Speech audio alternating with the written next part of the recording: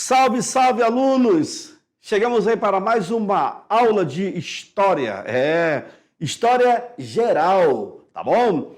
Nós já estamos chegando aí na etapa final, estamos na terceira unidade e já nós teremos aí a avaliação. Então fique esperto, abra o seu caderno, faça as anotações, porque você vai utilizar esse material quando for estudar para a prova, tá bom? Na aula de hoje, aluno, o que nós temos aí?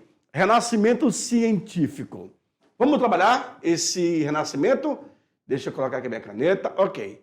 Veja aí, senhores. Opa! Deixa eu ver aqui. Não está calibrada a minha caneta. Agora sim. Vamos lá. Opa, tá aí.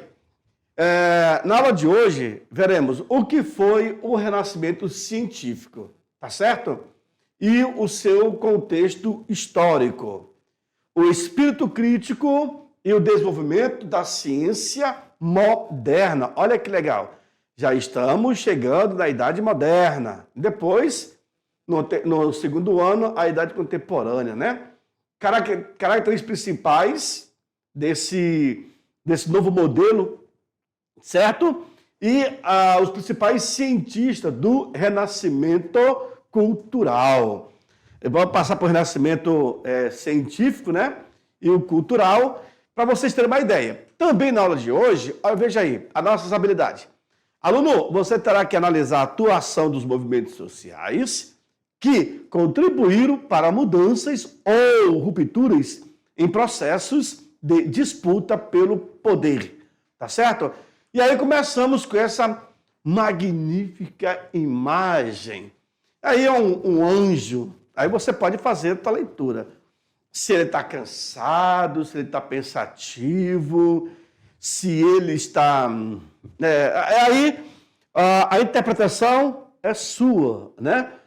Mas quando eu coloco o anjo na aula, é uma interpretação que dentro da Idade Média, principalmente na questão religiosa, ele vai ter uma fundamentação muito grande.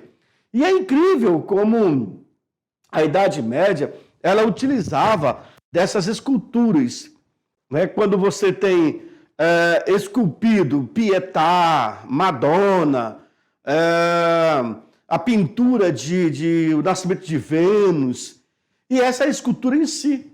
Eu falei para vocês em uma aula que as igrejas, nas suas fachadas em cima, costumavam ter aqueles gárgulas, né? Aqueles demônios alados, e ficava olhando para as pessoas, e as pessoas, quando viam aquele demônio alado, ela sentiu medo, e era uma forma da igreja conter o ânimo da sociedade.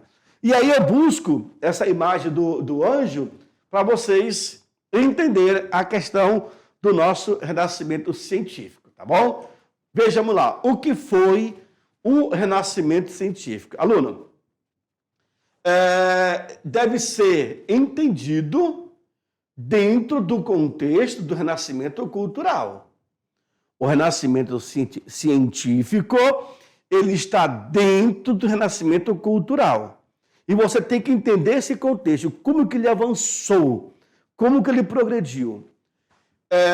O renascimento científico, assim como o renascimento cultural, também ocorreram na Europa. Aí, ó, na Baixa Idade Média, do século XV ao século XVI.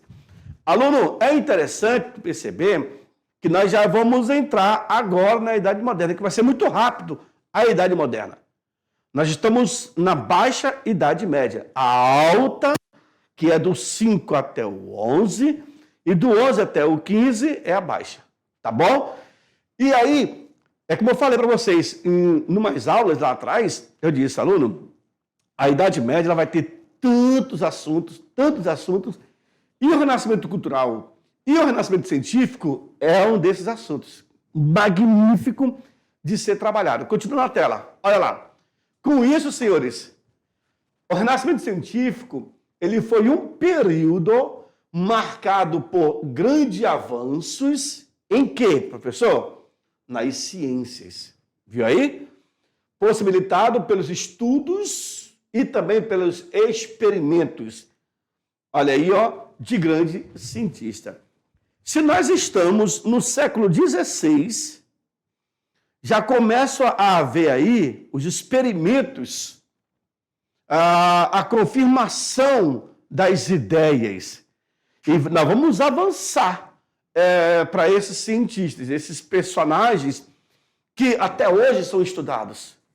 Kepler, Leibniz, Isaac Newton, Michelangelo. Nossa, quando chegarmos em Michelangelo, Leonardo da Vinci, nossa.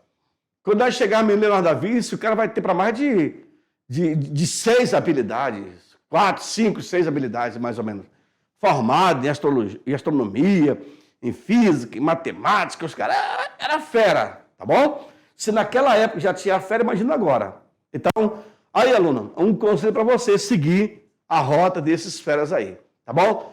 Veja no estudo da anatomia. Joga para mim, estende para mim, a anatomia, para a gente dar uma olhada. Para vocês terem uma ideia, nesse estudo que é feito, eu vou me posicionar aqui.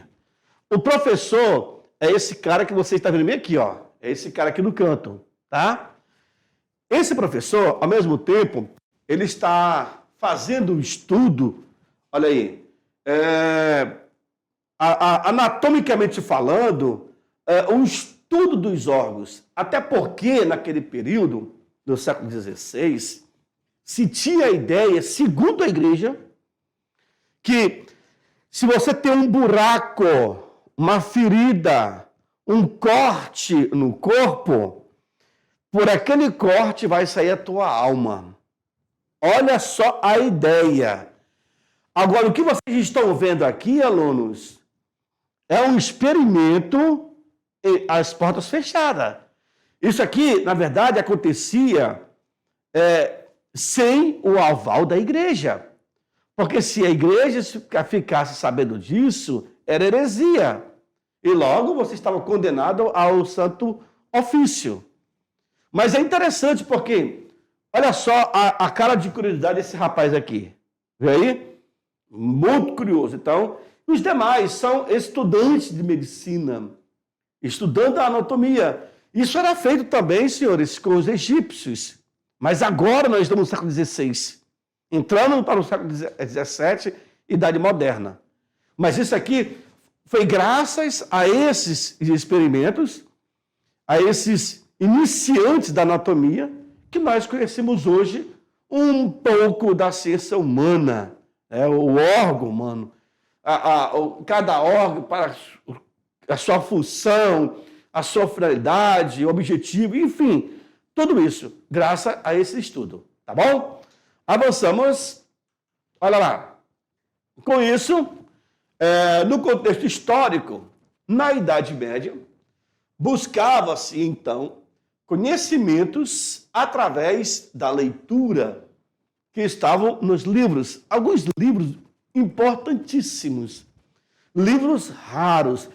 Porque, aluno, o livro é o seguinte, quando você faz a experiência, você anota no livro, você registra no livro. E outras pessoas terão acesso a esse livro que também vão ter outras ideias, partindo do pressuposto deixado por você, certo? Sendo que estes ficavam muito restritos, não era qualquer um. Vai ter um período da Idade Média chamado Prohibitório Liberum, que Liberum Index, né? São a proibição de livros. A Igreja Católica Apostólica Romana, ela vai proibir que a sociedade não tenha contato direto com algumas obras. E é verdade. Se você pega uma obra, por exemplo, de São Tomás de Aquino, naquele período, a leitura, ela abre a tua mente. Dependendo do livro que você vai ler, caraca, bicho, como é que eu não sabia disso? O cara escreveu isso daqui, realmente, olha, a tua mente, ela expande, é uma outra visão. Só que a igreja não estava interessada em dar para você essa visão. A igreja estava interessada nisso aqui, ó, é isso daqui que tem que ver, e acabou-se.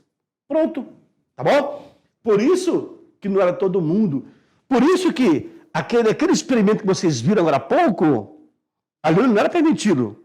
Ali era um estudo que deveria acontecer, mas de forma às escuras. Tá bom? Segue no quadro. Vamos lá. Principalmente aos monges e teólogos católicos. Tá? Ficava totalmente restrito. Porque, alunos, esses monges e esses teólogos, principalmente os monges, esses caras daqui, eles eram famosos copistas. Eles transcreviam uma obra escrita em latim para a língua materna deles. Olha só, claro que na transcrição eles tiraram algumas informações, como também acrescentaram outras. Quando você faz uma tradução de um livro, eu vou fazer uma tradução de um livro de inglês, eu tenho que ver o tipo de palavras de concordância que é utilizada. Ela não vai ser uma transcrição autêntica, no pé mesmo, porque existem os dialetos regionais, né? Isso acaba pegando. Veja só, olha só que magnífico a escultura dessa igreja medieval. Aluno, há um simbolismo muito grande, muitíssimo. Você vê os detalhes do trabalho que deu. Isso é um glamour para a Igreja Católica. Os templos eram enormes, essas cúpulas altíssimas. Se você for pegar uma pessoa que tem 1,60 m aqui, se você for calcular, isso aqui é muito alto, possivelmente uns 30 metros, 20 metros de altura, é muito alto.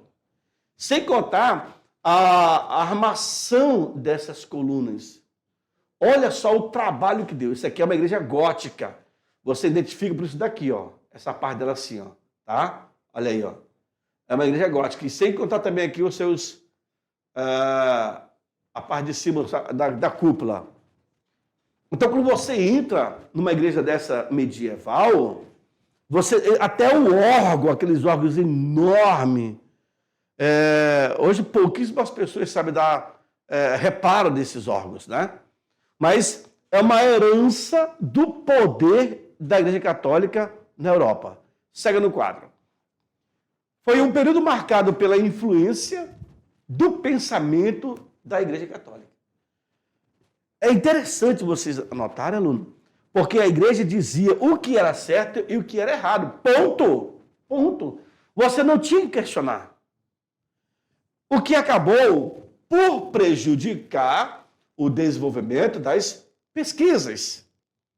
Diga-se, as pesquisas científicas.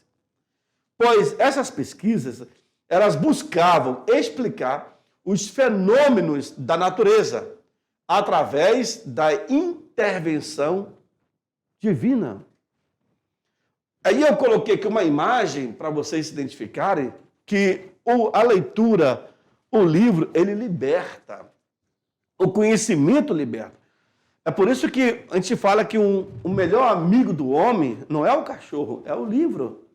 Porque quando você faz a leitura, você busca conhecimento. Você sai do anonimato. E as pessoas não conseguem te enganar. Mais primordial ainda. Tá? Então, quando você vê a intervenção divina, porque para a igreja, quando não tinha uma resposta plausível, ela dizia assim, não, o que é de Deus não se explica. E ficava por isso mesmo. Então, acabava sendo uma resposta muito vaga, muito abstrata. E só que o homem, por si, por natureza, é um ser curioso. Ele vai em busca. E ele foi. O homem medieval já era assim, imagine hoje. Por que hoje se discute muito que temos que ter a ciência, temos que ter investimento? Porque, senhores, fazer hoje pesquisa no Brasil e no mundo não é fácil, não é barato. Mas a humanidade acaba ganhando com tudo isso. Tá certo? Avançamos. O espírito crítico e o desenvolvimento da ciência moderna. Agora vamos chegar aonde vocês estavam querendo. Ciências modernas. Nas ciências, o Renascimento foi marcado pelo desenvolvimento, vejam bem, do espírito crítico. Agora sim, a ciência ela começa a confrontar com a igreja. Mas vai ter algum período da história que ela vai ter que recuar. Senão o bicho pode pegar. Por que a igreja? Porque a igreja se dizia herança do conhecimento. Na verdade, quem tinha leitura na Idade Medieval eram os padres, a própria igreja. E um detalhe, a igreja, quando ela começa a catequizar o povo, na verdade, foram eles os primeiros professores da história. Os padres, os jesuítas, os missionários é que vão levar essas informações. Sabiam? Agora, nós temos um confronto na parte científica, o pesquisador que passa tempos e mais tempos buscando as informações e consegue reunir tudo para poder dizer, olha, isso aqui é assim. É a igreja? Não, não pode. E aí? E sem contar que na época, o medo era altíssimo. Então a pessoa, às vezes ele não queria confrontar porque achava que ele iria para o inferno. Até essa ideia, eu passei para vocês outro dia, que o auge da Idade Média foi do século V ao século XI. E lá no século IX, eu falei para vocês, que o cardeal arcebispo, no artigo dele, ele disse que não existia o pecado original. Não é isso? Pois é. Esse mesmo cardeal, na leitura que eu fiz, ele relata no século IX que não existe a ideia do céu e nem do inferno. Ei, não sou eu que estou falando. Eu estou retransmitindo a leitura que eu fiz do cardeal arcebispo. Tá? Ele fala, professor, então por que as pessoas acreditam hoje? Mas isso é uma tradição que a igreja colocou. Hoje você vive com o intuito. Bom, se eu estou aqui, se eu fizer o bem, eu vou para um local, a minha alma, o meu espírito vai descansar num local bacana. Então, isso acabou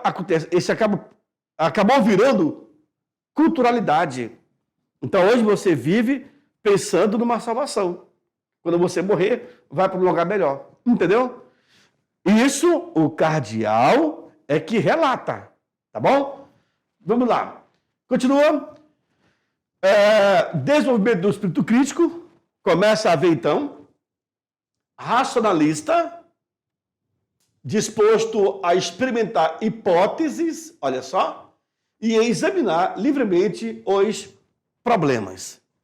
Hoje é assim, a ciência, ela funciona mediante pesquisas.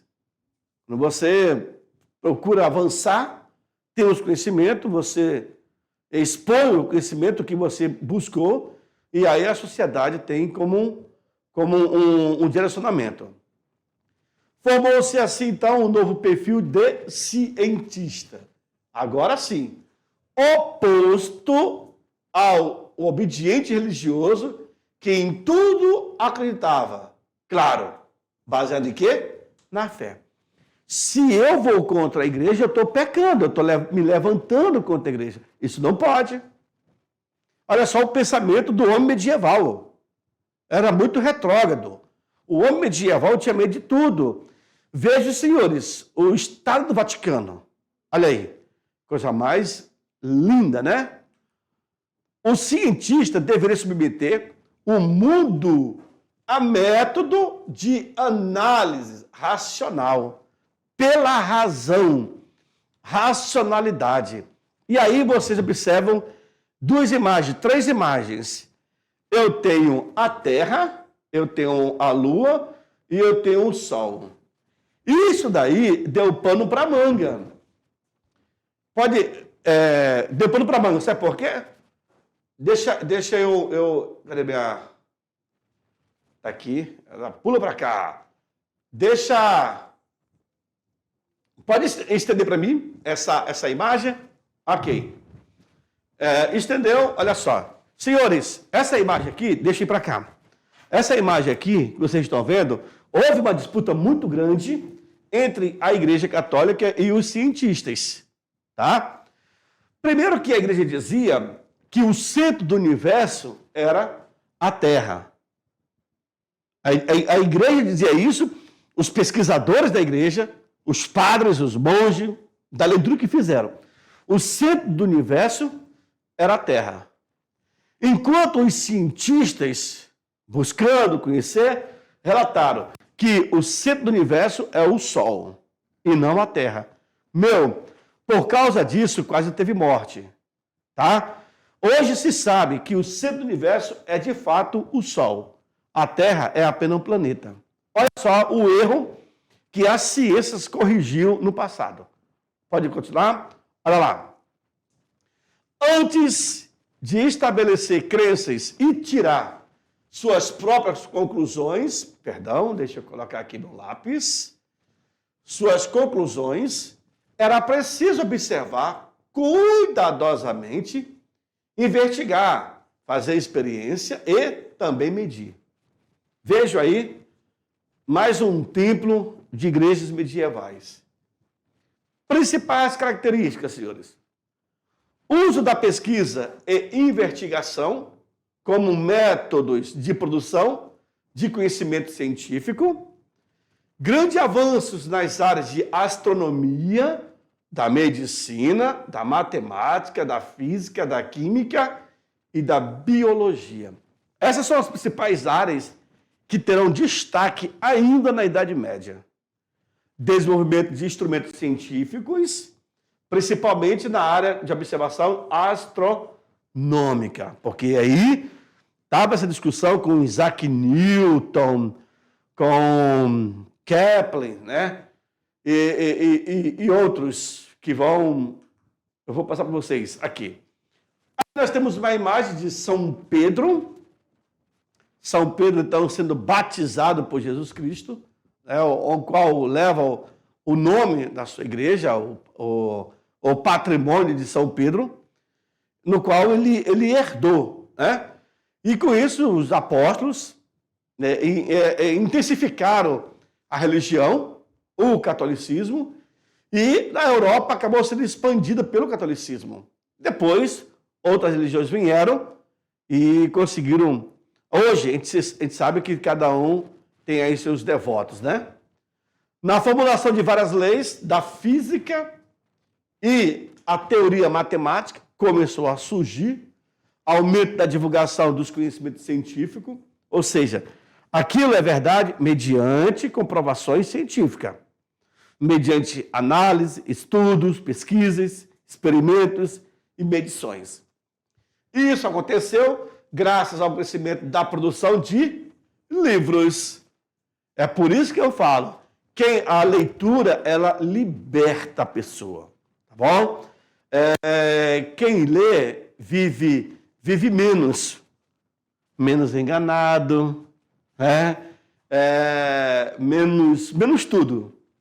Então, após a investigação da prensa, que é a máquina do tipo móvel, de Gutenberg em 1439. E aí, quem tinha seus experimentos, suas pesquisas, faziam folhetos, panfletos e passavam para a sociedade. Tanto é que nesse período vai surgir a Escola dos Análises, na França. Olha lá. E aí, claro que o experimento é isso. Imagina esses códigos dentro da física, da química. Você sabe muito bem o que os caras estão falando, né? Aí literalmente eu viajo. Período marcado por muitas invenções, isso é bacana, que tinha como base os conhecimentos científicos que estavam sendo produzidos. É porque assim, você tem o povo que está em busca de informações. Imagine essa imagem que vocês observam aí. Isso numa catedral, na cúpula, essa imagem, ela dá direto em cima do altar. Vocês imaginem que as igrejas, teve um certo período, que a igreja, que a igreja, ela não tinha velas, ela não tinha iluminação. Então, quando você chegava para poder rezar na igreja, a igreja, você não conseguia ver um palmo na tua frente de tão escuro que era. A igreja, ela não tinha bancos, então você chegava e deitava no piso e ficava ali rezando. Com o passar do as igrejas medievais, com o passar do tempo, você já chegava na igreja e podia sentar e ficava rezando. Com o passar do tempo, aí começou a surgir as velas. Olha aí, para poder clarear mais o ambiente. Só que você ficava rezando olhando para o altar. Aí a igreja pensou colocar um crucifixo. Uma cruz. Aí a pessoa chegava na igreja, sentava sob a luz da vela, olhava para a cruz, imaginava, porque a igreja dizia isso, que olha, o Salvador, Jesus Cristo, ele veio ao mundo, ele morreu naquela cruz para te salvar. Viu? Então as pessoas se comoviam com isso. Com o passar do tempo, a igreja preferiu colocar um Cristo crucificado naquela cruz. Para quando você vê da expressão facial dele, o sofrimento, o flagelo, etc. Então, tudo isso é a leitura que a igreja buscava conter a sociedade. No caso, depois, com o tempo, as construções das igrejas, existiam locais como esse que vocês estão vendo aqui, que dependendo da localização do sol, clareia em cima do padre. Incrível, né? Tudo isso aí é física. Avançamos. Veja aí. As descobertas científicas geraram forte mudança na forma de muitas pessoas entendiam o funcionamento do mundo. Olha que legal. Isso ocorreu pois as explicações religiosas sem fundamentos científicos foram sendo substituídas pelas explicações baseadas na ciência. Aí, garoto, não deu para ninguém. Se você passou a informação porque você estudou, aí tem validade. Aqui a imagem de Deus na Catedral de Bourges, na Bélgica. Olha que legal. Imagina o cara desenhou, esculpiu Deus aqui com o cetro, né, o poder divino, e aqui o planeta, né? Vejam, na sequência, além de afetar a religião, esta descoberta científica também impactaram o pensamento filosófico daquela época. Agora começa a crítica. E aí nós temos o Homem Vitruviano, né? De Leonardo da Vinci. As descobertas científicas impactaram o pensamento filosófico daquela época. Então, a filosofia, a ciência, a pesquisa vão confrontar com a religião. Vejam, senhores, a coisa mais magnífica, a construção dessa igreja. Parece o Capitólio, né? Lá dos Estados Unidos. Mas era assim. Estas monstruosidades era uma estrutura muito bem trabalhada. O homem, o escultor daquela época, tinha bom gosto, né? Hoje a gente não consegue fazer uma estrutura como essa. Principais cientistas do Renascimento, que vocês devem saber. Esse aqui é um fera, Leonardo da Vinci, Nicolau Copérnico, Paracelso, Miguel Servet e Galileu Galilei. Principais cientistas do Renascimento científico, tá? Olha só, esse é o Leonardo da Vinci. Jovem, os seus 38, 42 anos mais ou menos, barbudo. Quem foi esse cara? Ele empreendeu diversas realizações científicas, tá? Leonardo da Vinci foi um gênio à frente do seu tempo. Entre elas, desenhou o primeiro mapa do mundo, focalizando a América. Olha que legal. Século XVI. Olha aí, ele nasceu no século XV e morreu no século XVI. Tá? Olha lá. Enunciou os princípios da máquina a vapor, e aí vocês vão ver lá na frente. Desenhou a anatomia do corpo humano e de outros animais e projetou diversos engenhos voadores e a máquina de guerra. A verdade, o paraquedas foi também invenção dele, o tanque de guerra foi invenção dele e vários outros inventos. Leonardo da Vinci foi um cara genial. O homem vitruviano, como eu falei para vocês, de 1490, e aí faz o trabalho na anatomia humana. Nicolau Copérnico, esse é um outro fera, defendia que o universo era um todo infinito, tá certo? Cujo centro não estava em parte alguma. Não estava em parte alguma.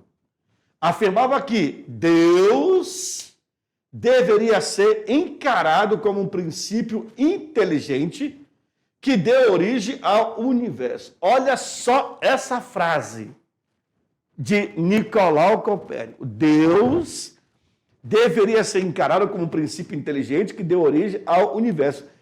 E é isso que os físicos pensam, sabiam? Conversando com alguns amigos meus, professores de física, eles têm essa ideia. Por suas ideias, foi condenado à fogueira pelo Tribunal do Santo Ofício. É o Nicolau Copérnico, ele vai ser condenado à fogueira, porém, ele não morre. Aliás, já é o Galileu. Esse vai à fogueira mesmo, tá bom? Por que ele fez isso, professor? Porque ele confrontou a igreja. Está dizendo que a igreja é mentirosa, Copérnico? Não, senhor. Espera aí. Aí teve um fim trágico. Paracelso, um outro químico, realizou significativos estudos no campo da medicina, olha só, na área farmacêutica, e revelou os fundamentos físico-químico dos produtos vitais. Esse cara foi fera, muito fera. E aí, o Miguel Servet, olha lá, morreu também na fogueira, desobedecendo a proibição medieval da dissecação de cadáveres, descobriu o funcionamento da pequena circulação sanguínea. Esse cara é um fera. Hoje ele receberia o Nobel de Medicina. Não tem nem como receber o Nobel em memória, porque não faria mais sentido. Entrando em atritos religiosos com os calvinistas, ele foi condenado à fogueira, sendo queimado em Genebra. Olha a imagem do fera aí. E aí é que eu te chamo a atenção, aluno. Todos esses cientistas que eu estou falando, o Nicolau Copérnico, o Miguel Servet e os demais, esses camaradas, eles tinham uma linha de raciocínio, eles pesquisavam o tema, eles tiravam suas conclusões, mas mediante muitas pesquisas. E isso era impresso, né? E jogado para a sociedade então tinha acesso, e a igreja não tinha pesquisadores, mas era limitado. E a igreja então não queria se submeter a esse capricho e resolvia melhor matar, calar a voz, tá bom? Mas isso, infelizmente, não vai poder conter. A religião era muito forte na Idade Medieval. E geralmente, como eu falei para vocês, esse experimento, tipo do Paracelso ali, ó, que ele ficava fazendo, aqui o Paracelso, fazendo as suas composições químicas às escondidas. É tipo aquele filme do Frankenstein, né? O cara montando tudo dia. Porque é contra a regra da sociedade. Contra. Quer ver um outro sistema? Aquele médico do Adolf Hitler, o Joseph Mengele. O Joseph Mengele, no século XX, fazia experimento. Né? Cortava o braço de uma pessoa viva, sem anestesia, e colocava o braço de uma outra pessoa aqui, para saber se ia dar certo. Olha que loucura! E não dava, a pessoa ficava com dor até ele chegar e matar. Ele queria saber o porquê que o olho da pessoa era azul. E aí pegava a seringa e colocava ali dentro para poder puxar o líquido. E isso, Joseph Mengele, o cara que mais fez experimento no mundo. E aí ele pegava, o cara que tinha o olho preto ou o olho castanho, ele pegava o líquido e colocava dentro, para ver se ficava também azul. Loucura, loucura, loucura. Imagine fazer uma amputação de uma perna e a implantação de uma outra pessoa. Sem anestesia, o cara pirava. E assim, foram muitas e muitas experiências, mas sem o consentimento da autoridade responsável. Porque esse Joseph Benengeli, ele acabou criando a situação dos gêmeos. Em Santa Catarina, por exemplo, um dos locais que ele veio para o sul, Santa Catarina é uma das regiões que mais tem gente gêmeos no Brasil. Porque quando ele foge da Europa, da Alemanha, ele vem para cá, e nós temos toda uma trajetória por onde ele passou. E deixou, e continuou também os seus experimentos aqui. Loucura, né? Se você ler um livro chamado Conexão Nazista, tu vai entender essas loucuras do médico, é o chamado Anjo do Mal, o Joseph Benengeli, tá bom? Na sequência, então eu falei sobre Miguel Servet, tudo isso que vocês viram, e aí vamos para quem? Para ele, Galileu Galilei. Esse é o famoso pai da ciência moderna. Esse cara era fera. Até parece uma imagem de um profeta, né? Dele. Quem foi Galileu? Vejam, ele desenvolveu o telescópio. E através de suas observações astronômicas, ele confirmou a validade da teoria copérnica. Olha aí, Copérnica. Quem é o Copérnico? Vou voltar para vocês mostrar quem é o Copérnico. A teoria copérnica. Nicolau Copérnico, ele vai trabalhar os fundamentos que vai ser confirmado por Galileu. Cara, olha só. Nisso, ele vai ser acusado por um tribunal da Inquisição de praticar a heresias. E para se livrar da pena de morte, viu-se obrigado a negar sua descoberta científica. Não é à toa que ele é o famoso pai da física. Agora, o Galileu, é ele que tem um amigo. A melhor coisa que tem do mundo é você ter amigo, né? Ele tinha um amigo cardeal dentro do Vaticano que conhecia Galileu e falou assim: meu amigo, pelo amor de Deus, por tudo que é mais sagrado, se tu tem amor à tua vida, diga que é mentira o experimento que você fez. Fala que você está equivocado. Na verdade, Galileu, para se manter vivo, ele teve que omitir a informação dele. Ele não mentiu. Somente anos mais tarde, quando depois Galileu vai morrer de forma natural, a igreja reconhece que ela estava errada. E Galileu estava certo.